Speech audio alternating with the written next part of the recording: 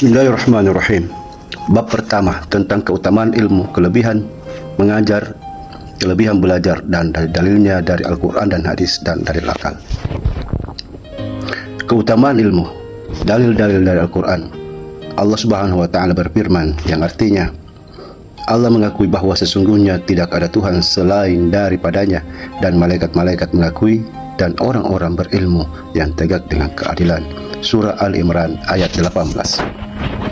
Maka lihatlah betapa Allah Subhanahu wa Ta'ala memulai dengan dirinya sendiri dan menduai dengan malaikat dan menigai dengan ahli ilmu. Cukuplah kiranya ini buat kita pertanda kemuliaan, kelebihan, kejelasan, dan ketinggian orang-orang yang berilmu. Allah Subhanahu wa Ta'ala berfirman, yang artinya diangkat oleh Allah orang-orang yang beriman daripada kamu dan orang-orang yang diberi ilmu dengan beberapa derajat. Surah Al-Mujadalah ayat 11. Ibnu Abbas radhiyallahu anhu berkata, untuk ulama beberapa tingkat di atas orang mukmin dengan 700 tingkat tingginya. Antara dua tingkat itu jaraknya sampai 500 tahun perjalanan. Allah Subhanahu wa Ta'ala berfirman, yang artinya katakanlah, adakah sama antara orang-orang yang berilmu dan orang-orang yang tidak berilmu? Surah Az-Zumar ayat 9. Allah Subhanahu wa Ta'ala berfirman, artinya sesungguhnya yang takut akan Allah daripada hambanya ialah ulama atau ahli ilmu. Surah Fatir ayat 28. Allah Subhanahu wa Ta'ala berfirman, yang artinya katakanlah, cukuplah Allah menjadi saksi antara aku dan kamu dan orang-orang yang padanya ada pengetahuan tentang kitab. Surah Ar-Ra'd ayat 43. Pada ayat lain disebutkan, yang artinya Allah Subhanahu wa Ta'ala berfirman, berkatalah orang yang mempunyai pengetahuan tentang kitab, aku sanggup membawanya kepada engkau. Surah An-Naml ayat 40. Ayat ini memberitahukan bahwa orang itu merasa sanggup karena tenaga pengetahuan yang ada padanya. Allah Subhanahu wa Ta'ala berfirman, yang artinya berkatalah orang-orang yang berpengetahuan, malang nasibmu, pahala dari Allah lebih baik untuk orang-orang yang beriman dan yang mengerjakan perbuatan baik. Ayat ini menjelaskan bahwa tingginya kedudukan di akhirat diketahui dengan ilmu pengetahuan. Allah Subhanahu wa Ta'ala berfirman, yang artinya contoh-contoh itu kami buat untuk manusia dan tidak ada yang mengerti kecuali orang-orang yang berilmu. Surah Al-Ankabut ayat 43. Allah Subhanahu wa Ta'ala berfirman, yang artinya kalau mereka kembalikan kepada Rasul dan orang-orang yang berkuasa di antara mereka, niscaya orang-orang yang memperhatikan itu akan dapat mengetahui yang sebenarnya. Surah An-Nisa ayat 83. Ayat ini menerangkan bahwa untuk menentukan hukum dari segala kejadian adalah terserah kepada pemahaman mereka dan dihubungkan tingkat mereka dengan tingkat nabi-nabi dalam hal menyangkut hukum Allah. Dan ada yang menafsirkan tentang firman Allah Subhanahu wa Ta'ala, yang artinya, wahai anak Adam, sesungguhnya kami telah turunkan kepadamu pakaian yang menutup anggota kelaminmu dan bulu dan pakaian takwa. Surah Al-A'raf ayat 26. Dalam tafsir bahwa pakaian yang dimaksud itu adalah ilmu, bulu itu maksudnya adalah keyakinan, dan pakaian ketakwaan itu adalah malu. Pada ayat lain Allah Subhanahu wa Ta'ala berfirman, sesungguhnya kami telah datangkan kepada mereka, kami jelaskan dengan pengetahuan. Surah Al-A'raf ayat 52.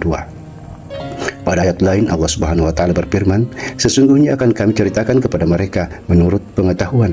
Surah Al-A'raf ayat 7. Pada ayat lain Allah Subhanahu wa Ta'ala berfirman, bahkan itu adalah bukti-bukti yang jelas di dalam dada mereka yang diberi pengetahuan. Surah Al-Ankabut ayat 49. Pada ayat lain Allah Subhanahu wa Ta'ala berfirman, yang artinya Tuhan menjadikan manusia dan mengajarkannya berbicara terang. Surah Ar-Rahman ayat 3 dan 4. Tuhan menerangkan yang demikian pada ayat tadi untuk menyatakan nikmatnya dengan pengajaran itu. Adapun hadis, maka Rasulullah SAW bersabda, yang artinya barang siapa yang dikehendaki oleh Allah untuk memperoleh kebaikan, niscaya dianugerahkannya pemahaman dalam agama dan diilhamkan kepadanya petunjuk. Nabi SAW bersabda, orang-orang berilmu itu adalah pewaris para nabi. Dan sudah dimaklumi bahwa tidak ada pangkat di atas pangkat kenabian dan tidak ada kemuliaan di atas kemuliaan yang mewarisi pangkat tersebut. Nabi SAW bersabda, yang artinya isi langit dan isi bumi meminta ampun untuk orang yang berilmu. Manakah kedudukan yang melebihi kedudukan orang, di mana para malaikat di langit dan di bumi selalu meminta ampun baginya? Orang itu sibuk dengan urusannya dan para malaikat sibuk pula meminta ampun baginya. Nabi SAW bersabda bahwa ilmu pengetahuan itu menambahkan mulia orang yang mulia dan meninggikan seorang budak sampai tingkat raja raja.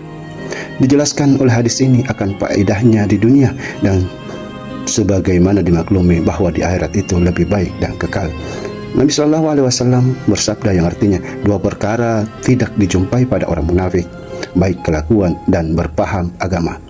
Dan janganlah anda ragu akan hadis ini, karena munafiknya sebahagian ulama fikih zaman sekarang, karena tidaklah dimaksudkan oleh hadis itu akan fikih yang anda sangkakan, dan akan diterangkan nanti arti fikih itu.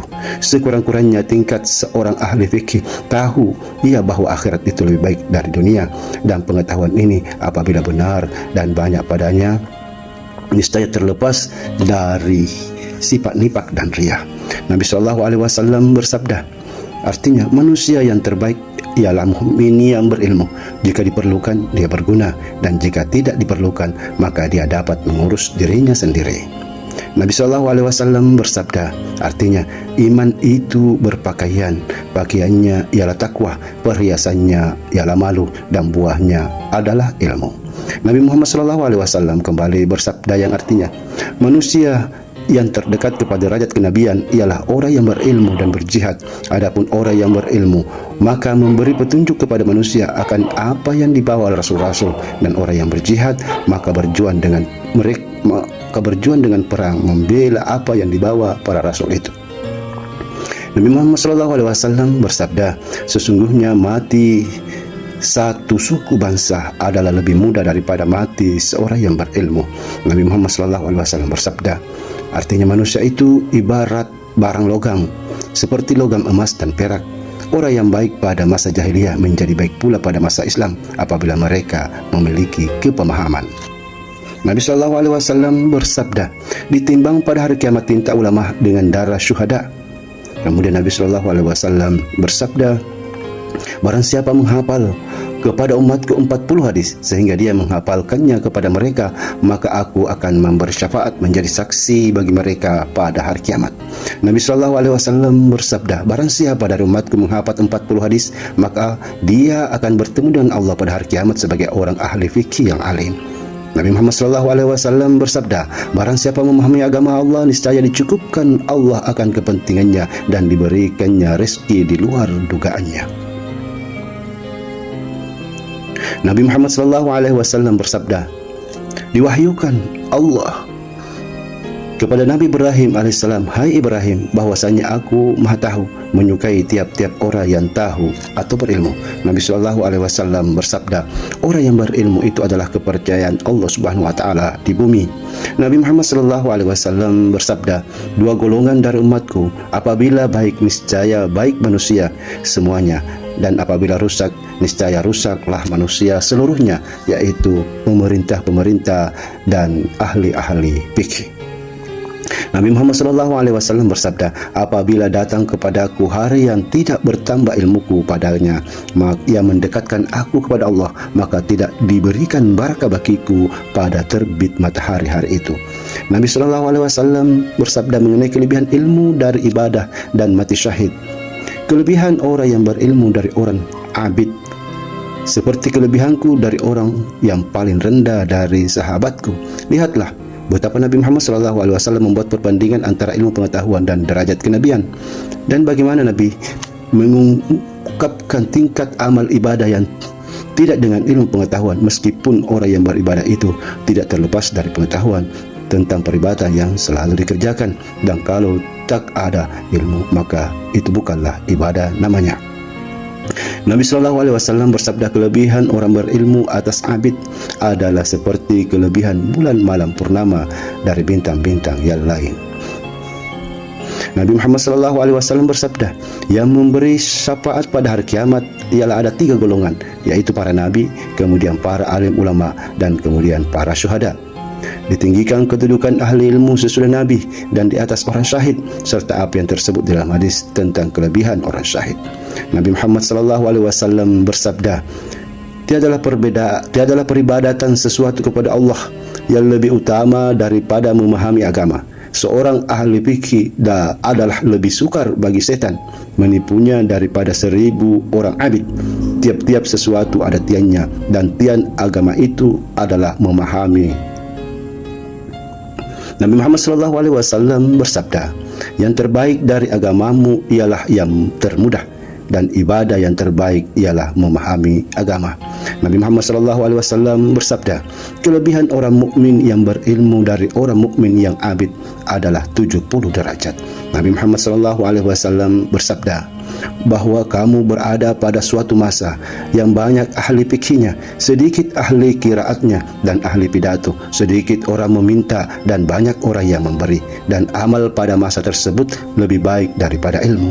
Dan akan datang kepada umat manusia suatu masa yang sedikit ahli fikihnya, banyak ahli pidato, sedikit yang memberi dan banyak yang meminta. Ilmu pada masa itu lebih baik daripada amal. Nabi Muhammad SAW bersabda, antara orang alim dan orang abid 100 derajat jaraknya. Jarak antara dua derajat itu dapat dicapai dalam masa 70 tahun oleh seekor kuda pacuan. Orang bertanya kepada Nabi Muhammad SAW, wahai Rasulullah, amalan apakah yang lebih baik? Maka Nabi menjawab, ilmu mengenai Allah Azza wa Jalla. Bertanya pula orang itu, ilmu apa yang engkau kehendaki? Nabi Muhammad SAW, ilmu mengenai Allah Subhanahu wa Ta'ala. Berkata orang itu, kami menanyakan tentang amal, lantas engkau menjawab tentang ilmu. Maka Nabi SAW menjawab, barang siapa bahwasanya sedikit amal adalah bermanfaat dengan disertai ilmu mengenai Allah, dan bahwasanya banyak amal tidak bermanfaat bila disertai kebodohan mengenai Allah Subhanahu wa Ta'ala. Nabi Muhammad SAW bersabda, Allah Subhanahu wa Ta'ala membangkitkan hamba-hambanya pada hari kiamat, kemudian membangkitkan orang-orang alim seraya berfirman, hai orang alim, bahwasanya aku tidak meletakkan ilmuku padamu selain karena aku mengetahui tentang kamu, dan tidak aku meletakkan ilmuku padamu untuk memberi azab kepadamu. Pergilah, aku telah mengampunkan segala dosamu. Kita bermohon kepada Allah Subhanahu wa Ta'ala akan husnul khatimah. Adapun asar atau perkataan sahabat dan pemuka-pemuka agama lainnya, yaitu Ali bin Abi Thalib berkata kepada Kumail, hai Kumail, ilmu itu lebih baik daripada harta. Ilmu menjaga engkau dan engkau menjaga harta. Ilmu itu penghukum atau hakim, dan harta itu terhukum. Harta itu berkurang apabila dibelanjakan, dan ilmu itu bertambah dengan dibelanjakan. Ali juga berkata, orang berilmu lebih utama daripada orang yang selalu berpuasa, bersalat, dan berjihad. Apabila mati orang yang berilmu, maka terdapatlah suatu kekosongan dalam Islam yang tidak dapat ditutupi selain orang penggantinya. Berkata juga Ali bin Abi Thalib dengan sajak, tidaklah kebanggaan selain bagi ahli ilmu. Mereka memberi petunjuk kepada orang yang meminta petunjuk. Nilai kemanusiaan adalah dengan kebaikan yang dikerjakannya, dan orang-orang bodoh itu adalah musuh ahli ilmu. Menanglah engkau dengan ilmu, hiduplah lama, orang lain mati, ahli ilmu itu terus hidup. Berkata Abul Aswad, tidak ada yang lebih mulia dari ilmu. Raja-raja menghukum manusia, dan alim ulama itu menghukum raja-raja. Berkata Ibnu Abbas, disuruh Sulaiman memilih antara ilmu, harta, dan kerajaan, maka dipilihnya ilmu, lalu dianugerahkannya kepadanya harta dan kerajaan bersama ilmu itu. Ditanyakan kepada Ibnu Mubarak, siapakah manusia itu? Maka ia menjawab, orang-orang yang berilmu. Lalu ditanyakan pula, siapakah raja itu? Maka ia menjawab, orang yang zuhud. Ditanyakan pula, siapakah orang hina itu? Maka ia menjawab, mereka yang memakan dunia dengan agama. Ilmu Mubarak tidak memasukkan orang tidak berilmu dalam golongan manusia, karena ciri yang membedakan antara manusia dan hewan ialah ilmu. Maka manusia itu adalah manusia di mana ia menjadi mulia karena ilmu, dan tidaklah yang demikian itu disebabkan kekuatan dirinya. Unta adalah lebih kuat daripada manusia, bukanlah karena besarnya. Gajah lebih besar daripada manusia, bukanlah karena beraninya. Binatang buas lebih berani daripada manusia, bukan pula karena banyak makannya. Perut lembu lebih besar daripada perut manusia, bukanlah pula karena kesetubuhannya dengan wanita. Burung pipit yang paling rendah lebih kuat bersetubuh dibandingkan dengan manusia. Bahkan manusia itu tidak dijadikan selain karena ilmu. Sebagian ulama berkata, wahai, kiranya barang apakah yang dapat diperoleh oleh orang yang ketiadaan ilmu, dan barang apakah yang hilang dari orang yang memperoleh ilmu. Nabi Muhammad SAW bersabda, barang siapa dihadiahkan kepadanya Al-Quran, lalu ia memandang ada lain yang lebih baik daripadanya, maka orang itu telah menghinakan apa yang telah dibesarkan oleh Allah Subhanahu wa taala. Bertanya Fathul Maslih radhiyallahu anhu, bukankah orang sakit itu apabila tidak mau makan dan minum lalu mati? Orang sekelilingnya menjawab, benar. Lalu dia menyambung kembali ucapannya, begitu pula hati, apabila tidak mau kepada hikmah dan ilmu dalam 3 hari, maka matilah hati itu. Benarlah perkataan itu, karena sesungguhnya makanan hati itu ialah ilmu dan hikmah, dan dua itulah hidup hati, sebagaimana tubuh itu hidup dengan makanan. Orang yang tak berilmu hatinya menjadi sakit, dan kematian hatinya itu suatu keharusan. Tetapi dia tidak menyadari demikian karena kecintaan dan kesibukannya dengan dunia. Menghilangkan perasaan itu sebagaimana kesengatan takut kadang-kadang menghilangkan kepedihan luka seketika, meskipun luka itu masih ada. Apabila mati itu telah menghilangkan kesibukan duniawi, lalu ia merasa dengan kebinasaan dan merugi besar, kemudian itu tidak bermanfaat baginya. Yang demikian itu seperti dirasakan orang yang telah aman dari ketakutan dan telah sembuh mabuk dengan luka-luka yang diperolehnya dahulu sewaktu sedang mabuk dan takut. Kita berlindung kepada Allah Subhanahu wa taala dari hari pembukaan. Apa yang tertutup, sesungguhnya manusia itu tertidur, apabila mati maka dia terbangun. Berkata Hasan radhiyallahu anhu, ditimbang tinta para ulama dengan darah para syuhada, maka beratlah timbangan tinta para ulama itu dari darah para syuhada. Berkata Ibnu Mas'ud radhiyallahu anhu, haruslah engkau berilmu sebelum ilmu itu diangkat. Diangkat ilmu adalah dengan kematian perawi-rawinya. Demi Tuhan yang jiwaku di dalam kekuasaannya, sesungguhnya orang-orang yang syahid dalam perang sabilillah lebih suka dibangkitkan oleh Allah nanti sebagai ulama, karena melihat kemuliaan ulama itu. Sesungguhnya tak ada seorang pun yang dilahirkan berilmu, karena ilmu itu adalah dengan belajar.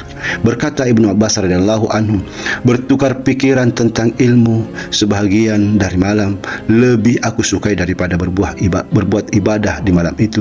Begitu juga menurut Abu Hurairah radhiyallahu anhu. Ahmad bin Hanbal radhiyallahu anhu berkata Al-Hasan tentang firman Allah Subhanahu wa taala yang artinya, wahai Tuhan kami, berilah kami kebaikan di dunia ini dan kebaikan pula di akhirat. Al-Baqarah ayat 201, bahwa kebaikan di dunia itu ialah ilmu dan ibadah, sedangkan kebaikan di akhirat itu adalah surga. Ditanyakan kepada sebagian ulama, barang apakah yang dapat disimpan lama? Lalu dijawab, yaitu barang-barang apabila kapal mukaram, maka dia berenam bersama kamu, yakni ilmu. Dikatakan bahwa yang dimaksud dengan karam kapal ialah binasa badan dengan mati. Sebagian ulama berkata, barang siapa membuat ilmu sebagai kekan di mulut kuda, niscaya dia diambil manusia menjadi imam, dan barang siapa dikenal dengan hikmahnya, niscaya dia diperhatikan oleh semua mata dengan kemuliaan. Berkata Imam Syafi'i radhiyallahu anhu, di antara kemuliaan ilmu ialah bahwa tiap-tiap orang dikatakan berilmu meskipun dalam soal yang remeh, maka ia gembira. Sebaliknya apabila dikatakan tidak, maka ia merasa sedih. Kemudian Umar radhiyallahu anhu berkata, hai manusia, haruslah engkau berilmu bahwasanya Allah Subhanahu wa taala mempunyai selendang yang dikasihinya. Barang siapa mencari sebuah pintu dari ilmu, maka ia diselendangi Allah dengan selendangnya. Jika ia berbuat dosa, maka dimintanya kerelaan Allah 3 kali supaya selendang itu tidak dibuka daripadanya, dan jika pun berkepanjangan dosanya sampai ia mati. Al-Ahnaf berkata, hampirlah orang berilmu itu dianggap sebagai Tuhan, dan tiap-tiap kemuliaan yang tidak dikuatkan dengan ilmu, maka kehinaanlah kesudahannya. Berkata Salim bin Abi Ja'ad, aku diberi oleh tuanku dengan harga 300 dirham, lalu dimerdekakannya aku. Lalu aku bertanya, pekerjaan apakah yang akan aku kerjakan? Maka bekerjalah aku dalam lapangan ilmu. Tak sampai setahun kemudian datanglah berkunjung kepada aku pemerintah kota Amir, maka tidak aku izinkan ia masuk. Berkata Subair bin Abi Bakar, ayahku di Irak menulis surat kepadaku. Isinya diantaranya yaitu, haruslah engkau berilmu Karena jika engkau memerlukan kepadanya, maka ia menjadi harta bagimu. Dan jika engkau tidak memerlukan kepadanya, maka ilmu itu menambahkan keelokanmu. Diceritakan juga yang demikian dalam nasihat Luqman Al-Hakim kepada anaknya. Luqman berkata, "Hai anakku, duduklah bersama para ulama, rapatkanlah lututmu kepada mereka. Sesungguhnya Allah Subhanahu wa taala menghidupkan hati dengan nur hikmah seperti menghidupkan bumi dengan hujan dari langit."